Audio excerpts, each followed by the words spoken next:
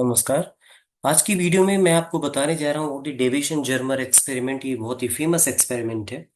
देखिए, Davisson Germer experiment was perform by Davisson and German in 1927 in the United States, and GP Thomson also perform this experiment independently, right? So the purpose of this experiment was to verify the de Broglie hypothesis. What was de Broglie hypothesis? You must have remembered that a moving particle have wave associated with it. This was the concept of de Broglie, right? A moving particle like electron, proton, neutron, they all have wave characters. But later on, Schrodinger modified that and he suggested that a moving particle is always associated with a group of waves. So देखिए, ये experiment का setup है जो आप देख रहे हैं, ये वाला। इसमें ये इलेक्ट्रॉन गन है, दिस इज इलेक्ट्रॉन गन। तो यहाँ से अगर आप पोटेंशियल वी देंगे, ये पॉजिटिव ये नेगेटिव है, तो ये ऑब्वियसली ये हायर पोटेंशियल पे होगा, लोअर पोटेंशियल पे होगा। तो when you will increase this potential, the kinetic energy of the electron will move, right? And they will be going towards this nickel crystal. They have taken this nickel crystal। देखिए, beam को find करने के लिए उन्होंने slits का use किया। Slits एक single opening होती है, यहाँ से अगर तो हम नहीं चाहते कि स्कैटर्ड बीम आए, हम चाहते हैं बहुत ही फाइन बीम इलेक्ट्रॉन की आए। तो एक इलेक्ट्रॉन की बहुत फाइन बीम यहाँ से आ रही है स्लिट से पास होने के बाद। ये फाइन बीम निकल के क्रिस्टल पर। देखिए, क्रिस्टल क्या होता है हम सब जानते हैं। Crystal consist regular arrangement of atoms, right? तो ये जब क्रिस्टल पे इलेक्ट्रॉन बीम गिरती है और फिर स्कैटर्ड होके जाती है, तो देखिए आइडिया उनको कहाँ से आया। ये आइडिया उनको आया ब्रैग्स लॉ से। जैसे एक्सरे, एक्सरे जब क्रिस्टल पे पड़ती है तो डिफ्रैक्शन होता है और वो ब्रैग्स लॉ को फॉलो करती है। आपको याद होगा ब्रैग्स लॉ केमिस्ट्री में होता था, राइट? तो उन्होंने बताया क्यों ना इलेक्ट्रॉन का भी डिफ्रैक्शन कराया जाए।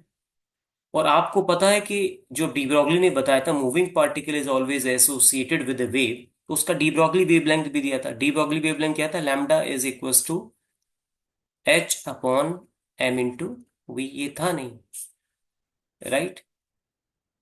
फॉर इलेक्ट्रॉन के लिए फार्मूला, अगर आप इलेक्ट्रॉन को एक पोटेंशियल एनर्जी देंगे और उसको एक्सेलरेट करेंगे, तो ये हो जाता, देखिए, 12.27 upon square root of V. ये एन एंगस्ट्रॉम है, राइट? तो ये आपको याद होगा। सो वो उन्होंने बताया कि जैसे एक्सरे का क्रिस्टल पर डालने से डिफ्रैक्शन होता है, वो ब्रैग्स लॉ को फॉलो करती है। वो ब्रैग्स लॉ आपको पता है क्या होता था? ब्रैग्स लॉ होता था, देखिए, ब्रैग्स लॉ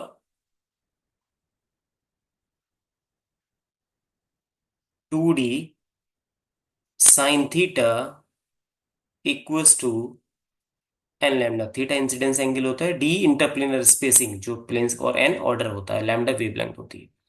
तो देखिए, इसको एलोबरेट करके यहाँ पे दिखाया है मैंने। ये निकल क्रिस्टल ही है, इसको थोड़ा सा बड़ा डायग्राम यहाँ पे बनाया है। तो देखिए होता क्या है, जब इलेक्ट्रॉन की गन है, इलेक्ट्रॉन इस गन से इलेक्ट्रॉन्स एमिट होके वो क्रिस्टल पे पड़ते हैं, तो ये इंसिडेंट बीम है इलेक्ट्रॉन्स की, और ये स्कैटर्ड बीम है ये। तो जब स्कैटर्ड बीम जाती है, यहाँ पे डिटेक्टर लगा हुआ है। ये डिटेक्टर मूवेबल डिटेक्टर है, देखिए। ये यहाँ से यहाँ ये ऐसे रोटेट कर सकता है, राइट? ये मूवेबल डिटेक्टर इसको हम बोलते हैं। तो ये डिटेक्टर देखिए क्या करेगा, ये डिटेक्टर इलेक्ट्रॉन को कैप्चर करेगा। और यहाँ से एक ऑब्वियसली इस डिटेक्टर से एक क्या कनेक्ट होगा, इससे एक एमीटर भी कनेक्टेड होगा, राइट? जो कि करंट रीड करेगा यहाँ से कि करंट कितना आ रहा है, राइट? तो बेसिकली इलेक्ट्रॉन का जो मेजरमेंट होगा वो इन टर्म्स ऑफ करंट होगा, राइट? तो यहाँ पे भी हमने इसी निकल क्रिस्टल को दिखाया। आप देख सकते हैं यहाँ पे ये इलेक्ट्रॉन है, और इलेक्ट्रॉन बीम, इंसिडेंट बीम, ये इंसिडेंट बीम ऑफ इलेक्ट्रॉन है, this one incident beam, incident beam of electron. और ये क्या, देखिए ये वाला, ये स्कैटर्ड है, स्कैटर्ड बीम, ये स्कैटर्ड बीम है।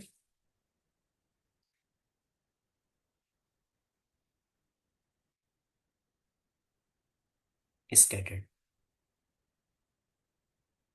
Scattered beam of electron.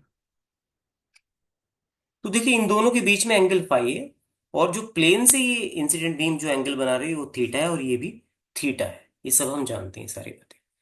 तो देखिए निकल क्रिस्टल क्या होता है? एटॉमिक अरेंजमेंट होता है एटम्स का।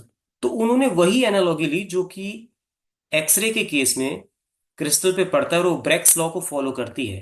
ये जो लॉ दिया गया थे एक्सरे के लिए दिया गया था, हम सब जानते हैं, दिया गया था नहीं? राइट।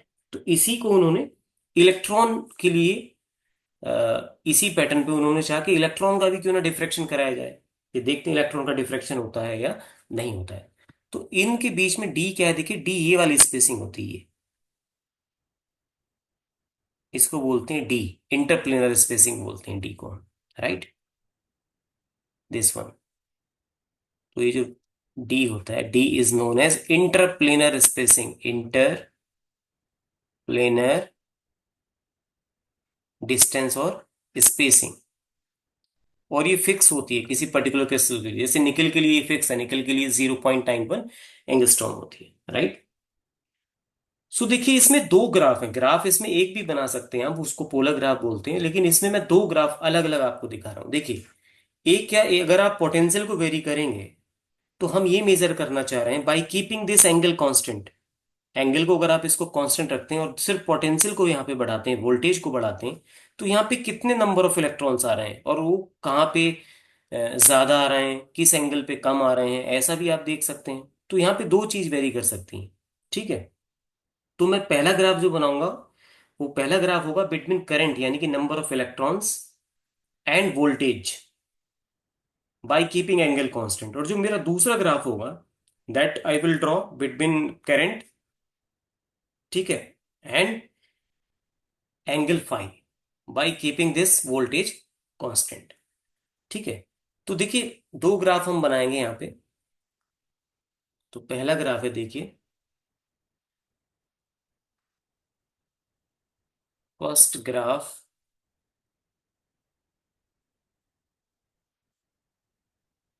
बिटवीन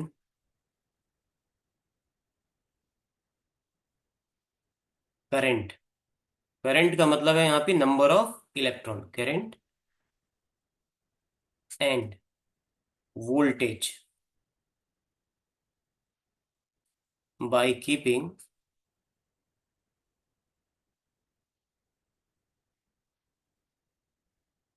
एंगल फिक्स, यानी कि फाई, एंगल को हम फिक्स रख रहे हैं। ये पहला ग्राफ है, देखिए। तो इसमें कुछ देखिए, मैं वाई एक्सिस पे करंट ले रहा हूं इस तरह से,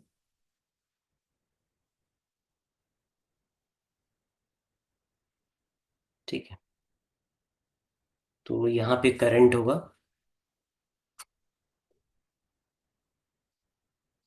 और नंबर ऑफ इलेक्ट्रॉन्स भी आप कह सकते हैं, और इंटेंसिटी भी कह सकते हैं, राइट। और यहाँ पे होगा वोल्टेज वी, एंगल को यहाँ पे फिक्स रखेंगे। तो देखिए, जो ग्राफ का पैटर्न आता कुछ इस तरीके से आता है।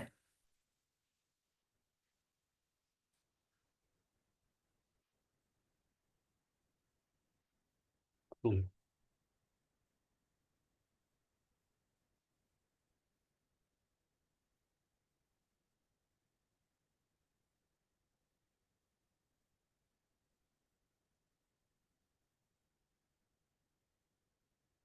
ये देखिए, इस तरह से।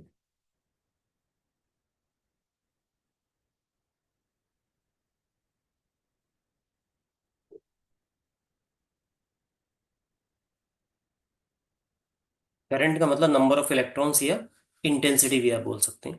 तो यहाँ पे देखिए क्या होगा, ये ग्राफ में आप देखिए, जैसे जैसे आप वोल्टेज बढ़ा रहे हैं, ये वोल्टेज है, उधर करंट है। तो देखिए, यहाँ पे कुछ नंबर ऑफ इलेक्ट्रॉन्स है, यहाँ पे भी कुछ नंबर ऑफ इलेक्ट्रॉन्स है, यहाँ पे कुछ, यहाँ पे नंबर ऑफ इलेक्ट्रॉन्स मैक्सिमम है, फिर कम होते हैं, फिर बढ़ते हैं। तो इस तरह से आ रहा है। तो मैं अगर इसको यहाँ पे मार्क कर दूं, ये 54 वोल्ट होता है, ठीक है। फाई मैंने फिक्स कर दिया, फाई की वैल्यू मैंने रखी है यहाँ पे 50 डिग्री, राइट। और यहाँ पे ऑब्वियसली कुछ होगा, यहाँ पे उसके आगे जो वैल्यू होगी, ये फॉर एग्जांपल 60 है, अ, ये यहाँ पे 50 है, ये यहाँ पे 45 है, कुछ कुछ ये वैल्यूज होंगी। या आप सेम इंटरवल में भी कर सकते हैं इसको, ठीक है, किसी में भी कर सकते हैं। तो आप इस पैटर्न को देखिए, मतलब कुछ ऐसा पैटर्न है, देखिए, इसको यहाँ पे जाइए। जब आप इस डिटेक्टर को मूव करा रहे हैं, तो वो तो एंगल चेंज हो जाएगा। अभी आप सिर्फ इसको चेंज कर रहे हैं, 54 वोल्ट। कभी इसको 50 कर रहे हैं, कभी 55 कर रहे हैं, कभी 60 कर रहे हैं। और एंगल आपने फिक्स रखा, फिर आप देख रहे हैं इलेक्ट्रॉन में वेरिएशन कितना है, यानी कि एक ही जगह है आप। ठीक है, आपने 50 एंगल फिक्स कर दिया है, डिटेक्टर मूव नहीं कर रहा है। एंगल फिक्स होने का मतलब इन दोनों के बीच में ये एंगल फिक्स है, और आप देख रहे हैं कितने नंबर ऑफ इलेक्ट्रॉन्स है। तो वो देखिए यहाँ पे, तो जो पैटर्न है वो किस इस तरह का है, देखिए। यहाँ पे कुछ नंबर ऑफ इलेक्ट्रॉन्स है, फिर नंबर ऑफ इलेक्ट्रॉन्स यहाँ पे कम होते हैं इस जगह, फिर बढ़ते हैं। ठीक है, फिर यहाँ पे मैक्सिमम हो जाते हैं, फिर बढ़ते हैं, फिर बढ़ते हैं। ठीक है, तो पहला ग्राफ है। अब देखिए जो दूसरा ग्राफ है, सेकंड ग्राफ को मैं बात करता हूं।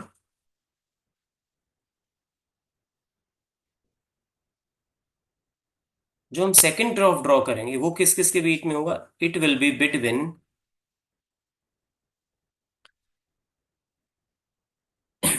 बिटवीन करंट और नंबर ऑफ इलेक्ट्रॉन, ऑब्वियसली ये तो बेस है हमारा करंट, एंड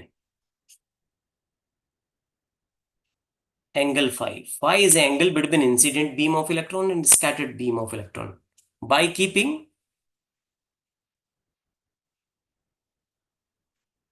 क्या कांस्टेंट रखना है? Voltage fixed, by keeping voltage fixed. ठीक है, तो जो डायग्राम अगेन कुछ इसी तरह का पैटर्न होगा, देखिए।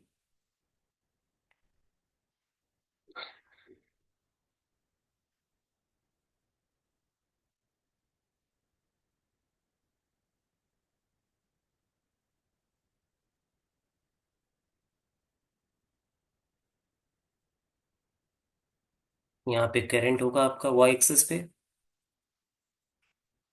और इधर एंगल होगा फाई। तो देखिए इस बार ग्राफ में क्या चेंजेस हैं, देखिए इस बार कुछ ऐसा ग्राफ आएगा।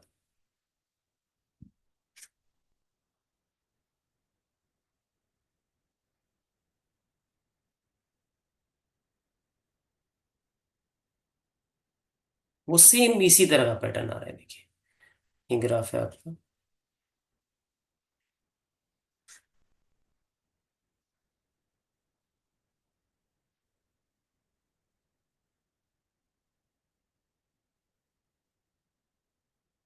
इसको थोड़ा सा स्मूथ कर लेते हैं। ठीक है,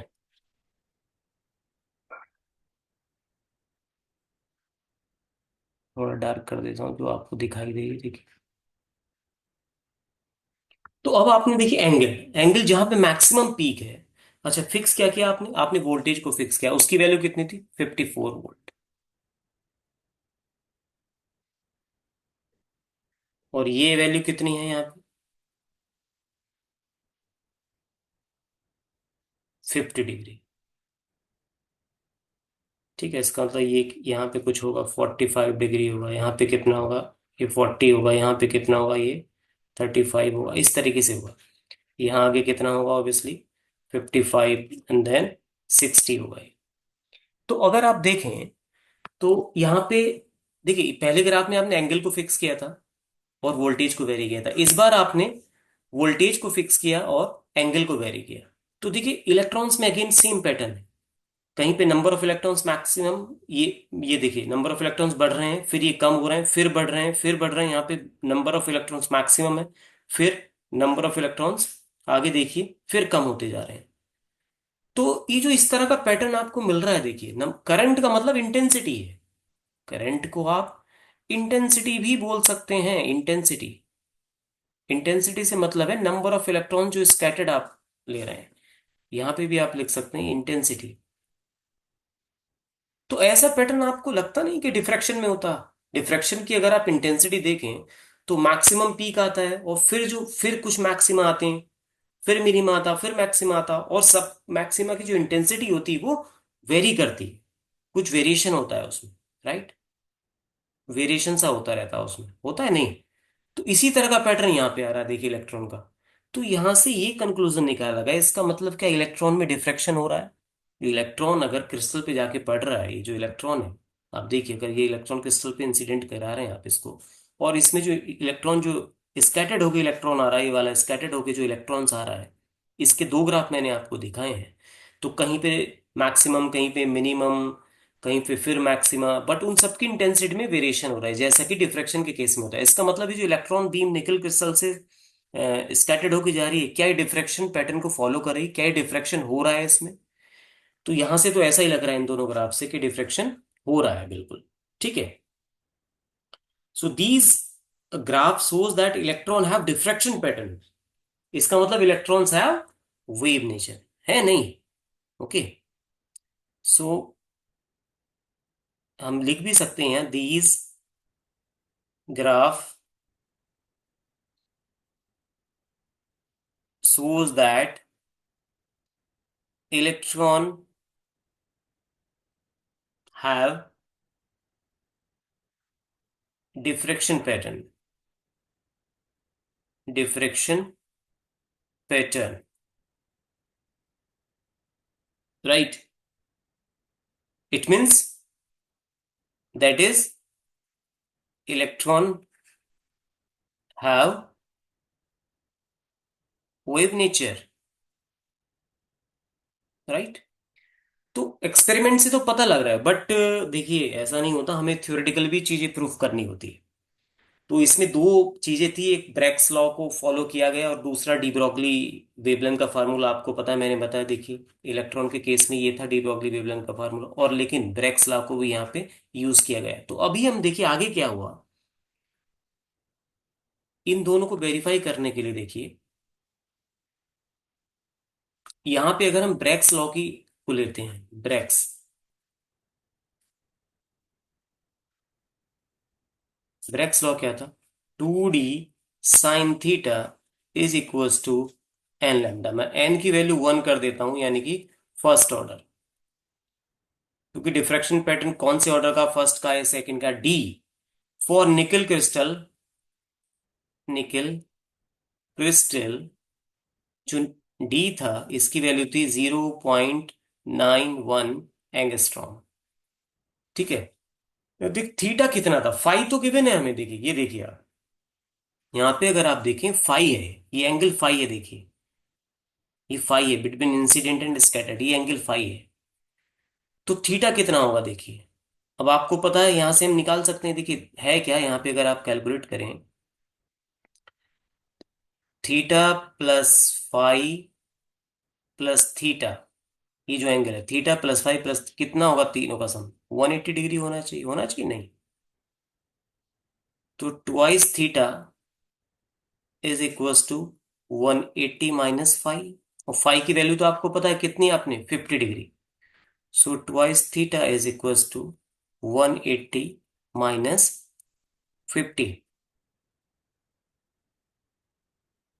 तो कितना हुआ, twice theta is equals to 130 degree, यानी कि थीटा की वैल्यू कितनी आ गई, 65 डिग्री। आई नहीं?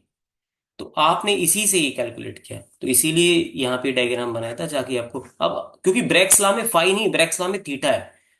थीटा कौन सा एंगल होता है आपको पता है ना? ठीक है। The angle of incidence and scattering relative to the family of Bragg's plane, इसको हम बोलते हैं एंगल ऑफ इंसिडेंस, जिसकी वैल्यू कितनी आई, 65 डिग्री। तो ब्रैक्स लॉ में यही एंगल ऑफ इंसिडेंस यूज होता है ना? और डी कितना होता है निकल के केस में? डी की वैल्यू भी मैं यहाँ पे लिख देता हूँ, 0.91 एंगस्ट्रॉम। ये डिपेंड करता है आप कौन सा क्रिस्टल यूज करते हैं, तो निकल के लिए 0.91। तो दोनों वैल्यू आप यहाँ पे रख दीजिए, देखिए। तो ये हो जाएगा, देखिए, twice into 0.91 angstrom into sine 65। ठीक है, क्योंकि थीटा की वैल्यू तो आपने 65 निकाली है, इक्वल्स टू लैम्डा। तो जो लैम्डा की वैल्यू यहाँ पे आती, 1.66 एंगस्ट्रॉम, इतनी आती आती है नहीं? अब हम डी ब्रॉगली का फार्मूला यूज करते हैं, देखिए डी ब्रॉगली साहब ने जो बताया था, वेवलेंथ क्या था, lambda is equal to for electron 12.27 upon square root V. देखिए उसी से आता, एच अपॉन एम वी से। और मैंने आपको बताया भी है कि अगर इलेक्ट्रॉन को आप एसिलरेट करेंगे, वी पोटेंशियल देंगे, तो उसका formula H upon square root 2m Q V होता है, ओरिजिनल फार्मूला। ओरिजिनल फार्मूला तो ये होता है, देखिए, lambda equals to H upon square root of twice m Q V, right. लेकिन इलेक्ट्रॉन के केस में जब आप Q कितना होता है, 1.6 10 की पावर माइनस 19, मास M कितना होता है, 9.1 10 की पावर माइनस 31, H 6.63 10 की पावर माइनस 34, तो V तो है जो वेरी नहीं कर रहा, तो वो कन्वर्ट होकर इतना आ जाता है 12.27 angstrom upon square root V। अब इस एक्सपेरिमेंट को देखिए, आपको पता है V आपने कितना दिया है, V आपने 54 वोल्ट दिया है। 54 वोल्ट पे maximum number of electrons scattered हुए थे, इसलिए आपने V की वैल्यू 54 ली थी। और कौन सा वो एंगल था जिसपे मैक्सिमम नंबर ऑफ इलेक्ट्रॉन्स मिले थे, वो 50 डिग्री था। तो ये दोनों ग्राफ भी यही हमने प्लॉट किए थे, यहाँ पे 550 था और V 54 वोल्ट था। तो यहाँ पे लैम्डा देखिए कितना आ जाएगा, lambda is equal to 12.27 angstrom upon V की वैल्यू आप रखेंगे 54, राइट। सो लैम्डा कितना आ जाएगा यहाँ से अगर आप कैलकुलेट करेंगे, इट इज 1.65, क्लोज 1.65 के क्लोज आएगा एंगस्ट्रॉम। तो आप देखिए इक्वेशन 1 और इक्वेशन 2 दोनों को देखिए, ये लगभग सेम रिजल्ट दे रहे हैं, एग्जैक्टली सेम, जबकि ये ब्रैक्स का कॉन्सेप्ट था, ब्रैक्स लॉ, और ये जो डी ब्रॉगली साहब ने बताया था वो कॉन्सेप्ट है। इसका मतलब आप वेवलेंथ कैलकुलेट कर पा रहे हैं इलेक्ट्रॉन का, और वो दोनों मेथड से बहुत क्लोज है, इसका मतलब electron is behaving like a wave. So electron का वेव नेचर यहां से वेरीफाई होता है, यानी कि डी ब्रॉगली का जो हाइपोथेसिस था वो यहाँ पे प्रूव होता है। तो ये था Davisson Germer experiment. Thank you.